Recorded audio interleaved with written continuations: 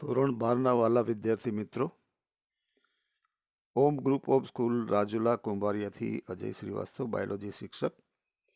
Online અભ્યાસમાં આપ સૌનું હાર્દિક સ્વાગત કરું છું. અહીં દર્શાવેલી આકૃતિ કે જે કસોટી સંકરણનું રેખાંકિત નિરૂપણ છે. એટલે એ અહીંયા મેન્ડલે એક પ્રયોગ કર્યો કે જેમાં F2 એટલે બીજી સંતતિ કે બીજી પેઢી એના ઊંચા છોડ એના જનીન પ્રકારના નિર્ધારણ કરવા માટે મેન્ડલે બીજી પેઢીના ઊંચા છોડને નીચા છોડ સાથે સંકરણ કરાવ્યું, જેને કસોટી સંકરણ કહેવામાં આવે છે. હવે આ લાક્ષણિક કસોટી એ સંકરણમાં પ્રભાવી સ્વરૂપ પ્રકારના ધરાવતા સજીવ એ પ્રભાવી સ્વરૂપ પ્રકાર દર્શાવે છે. તેને પ્રચ્છન્ન છોડ સાથે સ્વફલન કરાવવામાં આવે ત્યારે સજીવોના જનીન પ્રકાર છે એ નક્કી કરવા માટે આવી સંકરણની સંતતિનું વિશ્લેષણ કરી શકાય છે.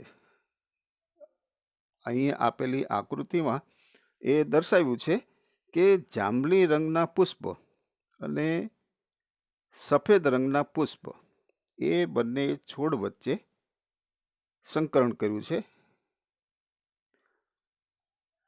વાદળી છે એ પ્રભાવી સ્વરૂપ ધરાવે છે અને પ્રચ્છન્ન છે એ સફેદ પ્રકારના છે.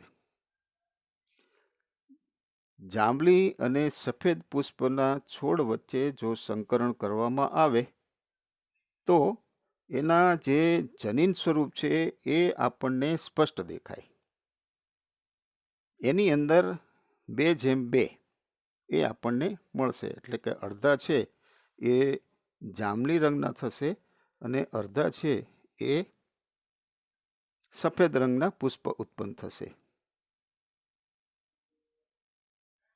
એટલે અહીં જાંબલી રંગ છે એ પ્રભાવી છે અને સફેદ છે એ પ્રચ્છન્ન છે. આ આકૃતિ એકવાર ફરીથી ધ્યાનથી સમજવાનો પ્રયત્ન કરવો. આ આકૃતિ છે એ કસોટી સંકરણનું રેખાંકિત નિરૂપણ છે.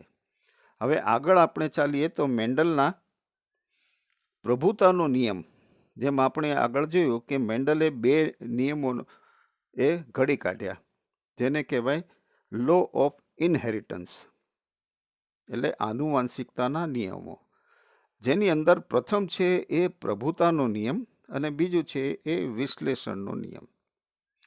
તો મેન્ડલે જે પ્રથમ પ્રભુતાનો નિયમ આપ્યો એની અંદર લક્ષણોનું નિર્ધારણ કારકો નામના સ્વતંત્ર એકમો દ્વારા થાય છે, જેમ કે કેપિટલ ટી. એટલે આ કેપિટલ ટી છે એ એક કારક છે અને એ સ્વતંત્ર રીતે પોતાના લક્ષણો છે એ દર્શાવી શકે છે. અને આ પ્રભુતાના નિયમમાં કારકો છે એ જોડમાં હોય છે. ત્રીજું, જો કારકની જોડમાં 2 કારકો અસમાન હોય તો તેમાંથી એક કારક બીજા કારકો પર પ્રભાવી હોઈ શકે છે કે હોય છે. એટલે એને પ્રભાવી અને બીજું છે એ પ્રચ્છન્ન કહેવામાં આવે છે. જેમ અગાઉ આપણે જોયું કે છોડની અંદર કેપિટલ ટી હોય એટલે બંને છે એ પ્રભુત્વ ધરાવે છે. બંને કારકો છે એ પ્રભુતા ધરાવે છે એટલે એ છોડ છે હંમેશા ઊંચો થશે.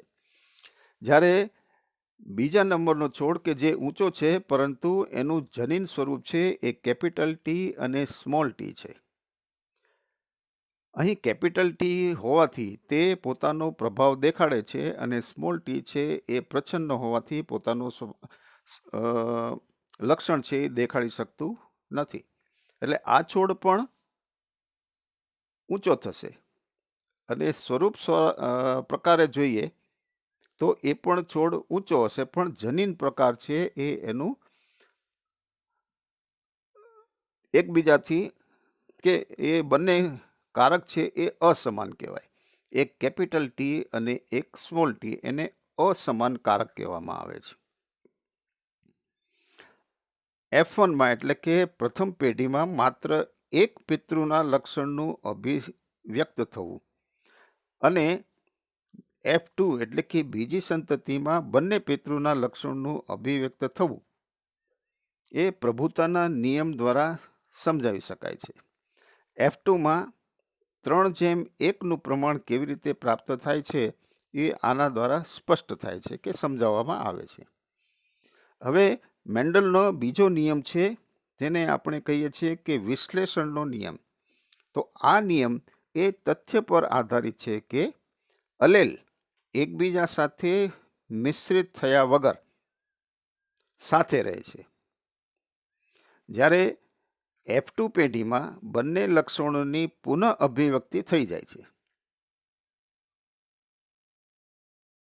ભલે પછી તે પૈકી એક F1 પેઢીમાં અભિવ્યક્ત ન થયું હોય. જેમ કે કેપિટલ ટી છે અને સ્મોલ ટી છે એટલે એ છોડ છે એ ઊંચો થાય, સ્વરૂપ પ્રકારે એ ઊંચો દેખાય, પણ જનીન છે એના કેપિટલ ટી અને સ્મોલ ટી એટલે અસમાન અલીલ છે કે કારક છે. એ સ્મોલ ટી છે એ પોતાની અભિવ્યક્તિ નથી કરી શકતી કે પોતાનું લક્ષણ છે એ દર્શાવી શકતી નથી F1માં.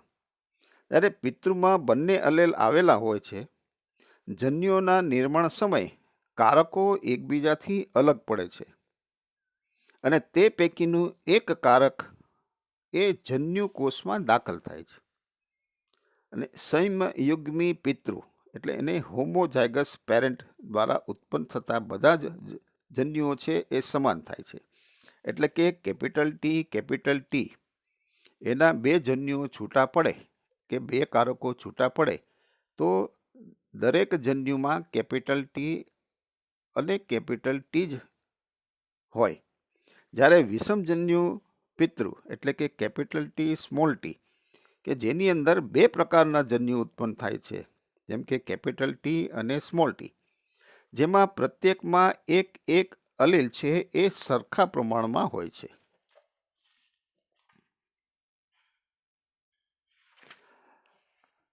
હવે આ આકૃતિ છે એ લાલ અને સફેદ ફૂલ વચ્ચે સંકરણ કરવામાં આવેલ છે, જેમાં લાલ અને સફેદ એની વચ્ચે સંકરણ કરીએ તો આપણને પ્રભુતાના નિયમ પ્રમાણે લાલ રંગનું F1 પેઢીમાં લાલ રંગ જોવા મળે, પણ અહીંયા છે એ બધા ગુલાબી જોવા મળે છે. અને બીજી પેઢીની અંદર એક લાલ, બે ગુલાબી અને એક સફેદ મળે છે, જેને આપણે કઈ સ્વરૂપ પ્રકાર છે એક લાલ, બે ગુલાબી અને એક સફેદ. એનું જનીન પ્રકાર જોઈએ તો એક લાલ એટલે કેપિટલ આર, ગુલાબી એટલે કે કેપિટલ આર અને સ્મોલ આર, અને સફેદ રંગનું પુષ્પ એટલે કે સ્મોલ આર. હવે આ કઈ રીતે મળે છે એને આપણે સમજવાનો પ્રયત્ન કરીએ. તો આ જે આકૃતિ આપી છે એને કહેવાય અપૂર્ણ પ્રભુતા, ઇનકમ્પ્લીટ ડોમિનન્સ. જ્યારે વટાણા પરનો પ્રયોગ અન્ય વનસ્પતિઓના અન્ય લક્ષણોની અભિવ્યક્તિ સંદર્ભમાં પુનરાવર્તિત કરવામાં આવ્યો ત્યારે ખબર પડી કે ક્યારેક F1માં એવા સ્વરૂપ પ્રકાર પ્રાપ્ત થાય છે કે જે બંને પૈકી કે બે પૈકી કોઈ પિતૃ સાથે મળતા આવતા નથી અને તેઓ વચગાળાના જોવા મળે છે. એટલે અહીં લાલ પુષ્પ અને સફેદ પુષ્પ વચ્ચે સંકરણ કરવામાં આવ્યું તો એ બે પિતૃ પૈકી એટલે કે લાલ કે સફેદ એ જોવા ન મળે, પરંતુ બંને વચ્ચેના ગાળાનું જોવા મળે. એટલે લાલ રંગ અને સફેદ રંગ આપણે ભેગો કરીએ તો આપણને ગુલાબી રંગ મળે. તો અહીં એક ઉદાહરણ આપ્યું છે જેમાં શ્વાન પુષ્પ એ અપૂર્ણ પ્રભુતાના દ્રષ્ટાંતને સમજવા માટે એક શ્રેષ્ઠ ઉદાહરણ છે. તેની માટે શુદ્ધ સંવર્ધિત લાલ પુષ્પ એટલે કે એની અંદર જીનોટાઈપ છે કે જનીન પ્રકાર છે એ કેપિટલ આર, અને શુદ્ધ સંવર્ધિત સફેદ પુષ્પ જેની અંદર જનીન કારક છે કે જનીન પ્રકાર છે એ સ્મોલ આર. આ બંને વચ્ચે સંકરણ કરવામાં આવ્યું ત્યારે પરિણામ સ્વરૂપે પ્રથમ પેઢીમાં ગુલાબી રંગના એટલે કે કેપિટલ આર અને સ્મોલ આર વાળી પ્રાપ્ત થઈ. એ આપણે આગળ આકૃતિમાં સ્પષ્ટ દર્શાવેલ છે. અહીં આપણે આકૃતિ જુઓ એટલે એમાં પ્રથમ પેઢી છે એ આપણને ગુલાબી રંગના પુષ્પ જોવા મળે છે. હવે આગળ જ્યારે આ F1 સંતતિ એટલે પ્રથમ પેઢીની સંતતિનું સ્વફલન કરવામાં આવે ત્યારે તેના પરિણામોનું પ્રમાણ છે એ 1:2:1 એટલે કે એક લાલ રંગનું પુષ્પ, બીજું 2 ગુલાબી રંગના અને એક છે એ સફેદ રંગનું હતું. એટલે આકૃતિ જેની અંદર તમે પેઢી 2 જુઓ એટલે સ્પષ્ટ થશે કે એક કેપિટલ આર અને 2 છે કેપિટલ આર સ્મોલ આર અને એક છે એ સ્મોલ આર. અહીં જનીન પ્રકાર પ્રમાણ એ જ હતું કે જે કોઈ પણ મેન્ડેલિયન એક સંકરણના પ્રયોગમાં સંભવિત હતું, પરંતુ સ્વરૂપ પ્રકાર પ્રમાણ 3:1 એટલે કે પ્રભાવી અને પ્રચ્છન્ન 3 પ્રભાવી અને 1 પ્રચ્છન્ન પ્રમાણ બદલાઈ ગયું હતું. આ ઉદાહરણમાં કેપિટલ આર કારક એ સ્મોલ આર કારક પર સંપૂર્ણ પ્રભાવી ન રહ્યું, જેથી કરીને લાલ અને સફેદ રંગ દ્વારા ગુલાબી રંગનું પુષ્પ પ્રાપ્ત થયું. અહીં છે એક કેપિટલ આર જે એક કારક તરીકે રંગના કારક તરીકે વર્તે છે એ સ્મોલ આર કારક ઉપર સંપૂર્ણપણે પ્રભાવી નથી, એટલા માટે આને અપૂર્ણ પ્રભુતા તરીકે ગણવામાં આવે છે. હવે આગળ પ્રભાવિતતા એની સંકલ્પનાનું સ્પષ્ટીકરણ. તો પ્રભાવિતતા વાસ્તવમાં શું છે? તો કેટલાક અલેલ પ્રભાવી અને કેટલાક છે એ પ્રચ્છન્ન હોય છે. એ શા માટે હોય છે? તો આ પ્રશ્નોને સમજવા માટે આપણે જનીનના કાર્યને સમજવું પડે. તમે જાણો છો કે જનીનમાં વિશિષ્ટ લક્ષણને અભિવ્યક્ત કરવા માટેની માહિતી રહેલી હોય છે. દરેક જનીનમાં વિશિષ્ટ લક્ષણને દર્શાવવા માટે કે અભિવ્યક્ત કરવા માટે માહિતી રહેલી જ હોય છે. દ્વિકીય સજીવોમાં અલેલના જોડ સ્વરૂપે પ્રત્યેક જનીનની 2 નકલ હોય છે. દ્વિકીય સજીવોમાં અલેલના જોડ સ્વરૂપે પ્રત્યેક જનીનની 2 નકલ હોય છે. એ આવશ્યક નથી કે અલેલની જોડ હંમેશા એક જેવી જ હોય. જેમ કે વિષમયુગ્મી એટલે જુદા જુદા પ્રકારના કારકો, જેમ કે કેપિટલ આર અને સ્મોલ આર, કેપિટલ ટી અને સ્મોલ ટી. હવે જેમ કે વિષમયુગ્મી છે તેમાંથી એક અલેલની ભિન્નતાનું કારણ તેમાં આવેલા પરિવર્તન હોઈ શકે, જે અલેલમાં ચોક્કસ માહિતીને રૂપાંતરિત કરે છે.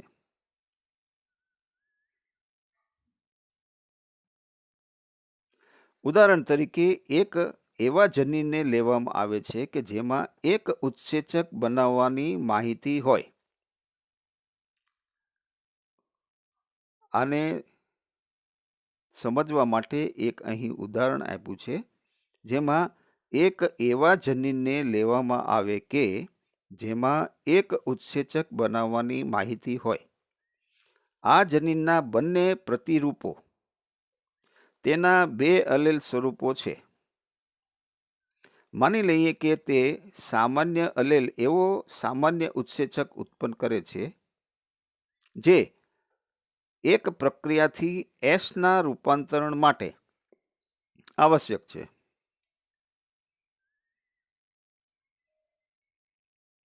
રૂપાંતરિત અલેલ સૈદ્ધાંતિક રીતે નીચેનામાંથી કોઈ ઉત્પાદન માટે જવાબદાર હોઈ શકે.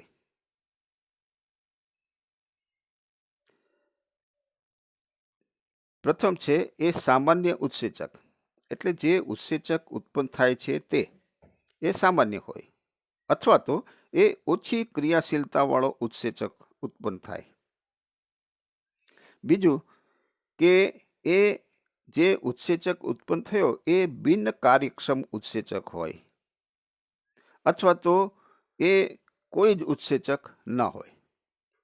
તો આ ત્રણેય મુદ્દાને આપણે સમજવાનો પ્રયત્ન કરીએ તો પહેલા કિસ્સામાં રૂપાંતરિત અલેલ એ અરૂપાંતરિત અલેલના સમાન છે, એટલે કે તે એક જ સ્વરૂપ પ્રકાર સર્જે, તે એક જ સ્વરૂપ સર્જશે. તેના પરિણામ સ્વરૂપે પ્રક્રિયાથી એસનું રૂપાંતરણ થશે. એસ એટલે સબસ્ટ્રેટ, સબસ્ટ્રેટ એટલે કોઈ પણ વસ્તુ. એટલે આ એના સ્વરૂપે કે જેની ઉપર એ કાર્ય કરે એનું એસનું એટલે સબસ્ટ્રેટનું રૂપાંતરણ થશે. આ પ્રકારના અલેલની જોડ એ ખૂબ જ સામાન્ય છે. પણ જો અલેલ એટલે કે બીજો પોઈન્ટ, જો અલેલ બિન કાર્યક્ષમ ઉત્સેચક અથવા તો ઉત્સેચક ઉત્પન્ન જ ન કરે તો એ સ્વરૂપ પ્રકાર પર અસર કરી શકે છે કે અસર થઈ શકે છે. સ્વરૂપ પ્રકાર અને લક્ષણો અરૂપાંતરિત અલેલના કાર્ય ઉપર નિર્ભર રહે છે. સામાન્ય રીતે અરૂપાંતરિત અલેલ જે વાસ્તવિક સ્વરૂપ પ્રકારનું પ્રતિનિધિત્વ કરે છે તે પ્રભાવી હોય છે, તથા રૂપાંતરિત અલેલ એ મુખ્યત્વે પ્રચ્છન્ન અલેલ છે. આ ઉદાહરણમાં પ્રચ્છન્ન અલેલના અભિવ્યક્ત થવાની ઉત્સેચક બનતો નથી, અથવા તો બંને છે એ કાર્યક્ષમ હોતા નથી. એટલે આ પ્રભાવિતતાનું સંકલન માટેનું સ્પષ્ટીકરણ છે. આ મુદ્દો છે એ અગત્યનો છે, એટલે દરેકે આ ખાસ વાંચીને યાદ રાખવાનો પ્રયત્ન કરવો. હવે આગળ આપણે સહપ્રભાવિતા એટલે શું એ જોઈએ. એટલે સાથે, પ્રભાવિતતા. અત્યાર સુધી આપણે એ સંકરણની ચર્ચા કરતા હતા કે જ્યાં F1 એટલે પ્રથમ પેઢી બે પિતૃઓમાંથી કોઈ એકને મળતો આવે, એટલે જે પ્રભુતા ધરાવતો હોય એને મળતો આવે, અથવા વચ્ચેના લક્ષણવાળો એટલે કે અપૂર્ણ પ્રભુતા. પરંતુ સહપ્રભાવિતા એક એવી ઘટના છે કે જેમાં પ્રથમ પેઢી બંને પિતૃઓને મળતી આવે છે. તેનું એક ઉદાહરણ છે કે મનુષ્યમાં ABO રુધિર જૂથનું નિર્ધારણ કરવાવાળા વિભિન્ન પ્રકારના રક્તકણો છે. આ ABO રુધિર જૂથનું નિયંત્રણ એ આઈ જનીન નક્કી કરે છે. ABO રુધિર જૂથનું નિયંત્રણ છે એ જનીન આઈ દ્વારા નક્કી થાય છે. રક્તકણના કોષરસ સ્તરની સપાટી પરથી બહાર ઉપસેલ શર્કરા, જેને પોલિમર કહે છે, શર્કરા પોલિમર હોય છે. અને આ પોલિમરનો પ્રકાર કયો હશે તે બાબતનું નિયંત્રણ છે એ જનીન આઈ દ્વારા થાય છે. એટલે રક્તકણના કોષરસની સપાટી પર આવેલ જે શર્કરા પોલિમર છે એ પોલિમર છે એ કયા પ્રકારનું છે એ નિયંત્રણ છે એ જનીન આઈ દ્વારા નક્કી થાય છે. અને આ જનીન આઈ એના 3 અલેલ જોવા મળે છે. આઈ એ, આઈ બી અને સ્મોલ આઈ. આઈ એ, આઈ બી અને સ્મોલ આઈ એમ 3 પ્રકારના જનીન અલેલ જોવા મળે છે, જેના દ્વારા આ રુધિર જૂથ છે એ નક્કી થાય છે. એટલે કે જ્યારે આઈ એ, કેપિટલ એ અને સ્મોલ આઈ એ બંને હાજર હોય ત્યારે ફક્ત આઈ કેપિટલ એ અભિવ્યક્ત કરી શકે છે અથવા તો થાય છે, અને અહીં સ્મોલ આઈ છે એ કોઈ પણ શર્કરા ઉત્પન્ન કરતું નથી, એટલે કોષ સ્તરની સપાટી ઉપર કોઈ પણ પ્રકારની શર્કરા ઉત્પન્ન કરતું નથી. જ્યારે આઈ કેપિટલ બી અને એની સાથે સ્મોલ આઈ હાજર હોય ત્યારે આઈ કેપિટલ બી અભિવ્યક્ત થાય છે. પણ જ્યારે આઈ કેપિટલ એ અને આઈ કેપિટલ બી એમ બંને હાજર હોય ત્યારે બંને પોતપોતાની શર્કરાની અભિવ્યક્તિ કરે છે. આ ઘટના જ સહપ્રભાવિતા છે. આ કારણે રક્તકણોમાં એ અને બી એમ બંને પ્રકારની શર્કરા હોય છે. ભિન્ન પ્રકારના અલેલ હોવાના કારણે 6 સંયોજનોની સંભાવના રહે છે કે 6 સંયોજનો સંભવ બને છે. આ પ્રકાર એ બી ઓ રુધિર જૂથ જે નીચે કોષ્ટકમાં આપેલું છે એના 6 વિભિન્ન જનીન પ્રકાર શક્ય બને છે. જનીન પ્રકાર શક્ય બને છે અને સ્વરૂપ પ્રકાર કેટલા હશે એ તમારે શોધી કાઢવાનું છે. તો આપણે આ કોષ્ટકને સમજવાનો પ્રયત્ન કરીએ.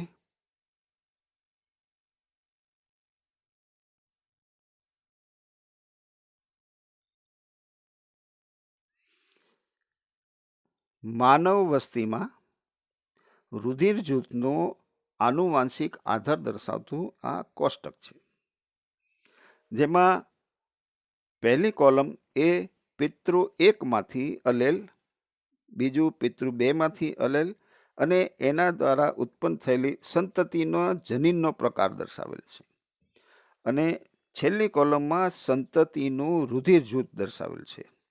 તો પ્રથમ પિતૃમાંથી અલેલ જો આઈ કેપિટલ એ હોય, પિતૃ 2 માંથી આઈ કેપિટલ એ હોય, એટલે જનીન ઉપર આવેલ અલેલ છે એ બંને એક સમાન હોય, તો સંતતિનો જનીન પ્રકાર આઈ એ થશે અને એનું રુધિર જૂથ છે એ રુધિર જૂથ એ બનશે. એ જ રીતે પિતૃ 1 માંથી આઈ કેપિટલ એ, બીજામાંથી આઈ કેપિટલ બી, એટલે કે આ વિષમ છે. કેપિટલ એ અને કેપિટલ બી એ બંને સાથે છે એટલે સંતતિનું રુધિર જૂથ થશે એ બી. જ્યારે એક પિતૃમાંથી કેપિટલ એ હોય, બીજામાં સ્મોલ આઈ હોય, એટલે એની જનીન પ્રકાર છે આઈ કેપિટલ એ સ્મોલ આઈ, એટલે કે અહીંયા આગળ છે એ સ્મોલ આઈ છે એ અભિવ્યક્ત થતું નથી, પરંતુ આઈ કેપિટલ એ છે એ અભિવ્યક્ત થાય છે, એટલા માટે એના સંતતિનું રુધિર જૂથ છે એ બનશે. જ્યારે એક પિતૃમાંથી કેપિટલ બી, બીજામાંથી કેપિટલ એ, એટલે બંને પ્રભાવી છે, એટલા માટે એની સંતતિનું રુધિર જૂથ એ બી પ્રકારનું બનશે. અને બંને પિતૃમાં જો અલેલ છે એ કેપિટલ બી હોય તો સંતતિનો જનીન પ્રકાર છે એ પણ આઈ બી અને રુધિર જૂથ છે એ બી પ્રકારનું બનશે. એ જ રીતે એક પિતૃમાંથી કેપિટલ બી અને બીજામાં સ્મોલ આઈ હોય તો એનું સંતતિનો જનીન પ્રકાર છે એ આઈ કેપિટલ બી અને સ્મોલ આઈ થશે, એટલે એનું રુધિર જૂથ છે એ બી બનશે. અને જ્યારે બંને પિતૃમાંથી અલેલ છે એ સ્મોલ આઈ હોય ત્યારે સંતતિનું જનીન પ્રકાર પણ સ્મોલ આઈ રહેશે, કે જે કોઈ શર્કરા ઉત્પન્ન કરતું નથી, એટલા માટે એ સંતતિનું રુધિર જૂથ છે એ ઓ પ્રકારનું બનશે. આ કોષ્ટક છે એ દરેકે પોતપોતાની નોટબુકમાં લખીને ધ્યાનથી એને સમજી લેવું અને યાદ કરી લેવું. આ રીતે આપણને રુધિર જૂથ છે એ 7 પ્રકારના જોવા મળે. એ, AB, બી અને ઓ પ્રકાર, કે જેની અંદર આ અલેલ છે એ જુદા જુદા પણ હોઈ શકે છે. હવે તમે સમજી ગયા હશો કે ABO રુધિર જૂથ બહુ વૈકલ્પિક કારકોનું એક શ્રેષ્ઠ ઉદાહરણ રજૂ કરે છે. તમે જોઈ શકો છો કે અહીં 2 કે વધુ એટલે કે 3 અલેલ એક જ લક્ષણને નિયંત્રિત કરે છે, પરંતુ વ્યક્તિમાં 2 જ અલેલ હાજર હોય છે કે રહી શકે છે. તેથી જ્યારે કોઈ વસ્તીનો અભ્યાસ કરવામાં આવે ત્યારે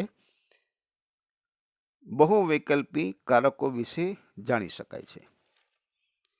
ક્યારેક એક જનીન કરતાં વધુ અસર સર્જે છે. ઉદાહરણ તરીકે વટાણાના બીજમાં સ્ટાર્ચના સંશ્લેષણનું નિયંત્રણ એક જનીન કરે છે. ક્યારેક એક જનીન એક કરતાં વધારે અસર સર્જે છે. એનું ઉદાહરણ આપ્યું છે કે વટાણાના બીજમાં સ્ટાર્ચના સંશ્લેષણનું નિયંત્રણ એક જનીન કરે છે. તેમાં 2 અલેલ હાજર હોય છે, એટલે કે કેપિટલ ટી અને સ્મોલ બી, કેપિટલ બી અને સ્મોલ બી.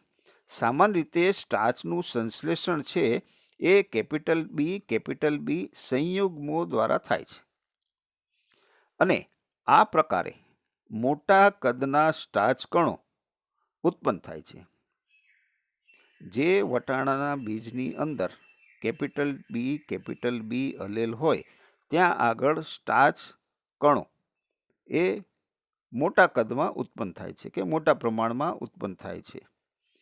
તેનાથી વિપરીત જ્યાં આગળ સ્મોલ બી સંયુગ્મી હોય ત્યાં આગળ સ્ટાર્ચ સંશ્લેષણમાં ઓછી સક્રિયતા ધરાવે છે,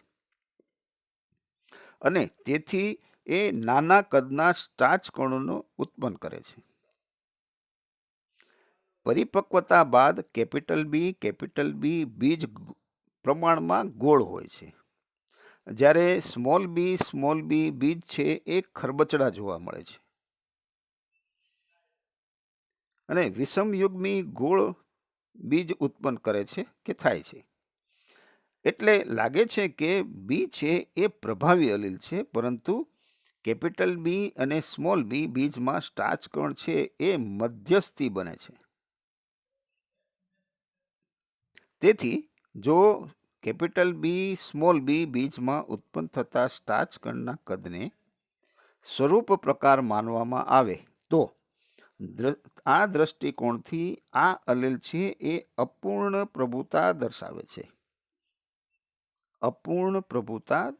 છે. આથી પ્રભુતાના એ કોઈ જનીન કે જે તેની માહિતી ધરાવતું હોય તથા તેની નિપજનું સ્વાયત્ત લક્ષણ નથી, સ્વાયત્ત એટલે ઓટોનોમસ. જ્યારે આ જનીન એકથી વધુ સ્વરૂપ પ્રકાર પર પ્રભાવ દર્શાવતું હોય તેવા કિસ્સામાં તે જનીનની નિપજ તથા નિશ્ચિત સ્વરૂપ પ્રકાર પર તેટલો જ આધાર રાખે છે. તો આજે આપણે મેન્ડલ દ્વારા રજૂ કરવામાં આવેલા પ્રભુતાનો નિયમ અને વિશ્લેષણનો નિયમ, એ ઉપરાંત અપૂર્ણ પ્રભુતા તેમજ સપ્રભાવિતા એની વિશે સવિસ્તાર અભ્યાસ કર્યો. આવતીકાલે આપણે 2 જનીનોનું વારસાગમન, જેને દ્વિસંકરણનો પ્રયોગ કહેવામાં આવે છે, એ કરશું. આ દરેકે બરાબરથી વાંચીને સમજીને યાદ રાખવું. આ અપૂર્ણતાનો અને સપ્રભાવિતાનો જે પ્રયોગ છે એ પરીક્ષા માટે બહુ અગત્યનો છે. એ ઉપરાંત જે કસોટી સંકરણ છે એ પણ બહુ અગત્યનું છે. એટલા માટે દરેક વ્યક્તિએ ખાસ ધ્યાનથી એને વાંચીને યાદ કરવાનો પ્રયત્ન કરવો. આકૃતિ છે કે જે પુનેટ છે, એટલે કે આપણે બે જુદા જુદા લક્ષણ ધરાવતા હોય એની વચ્ચે સંકરણ કરી એ આકૃતિ પણ પુનેટની મદદથી બરાબર સમજવાનો પ્રયત્ન કરવો.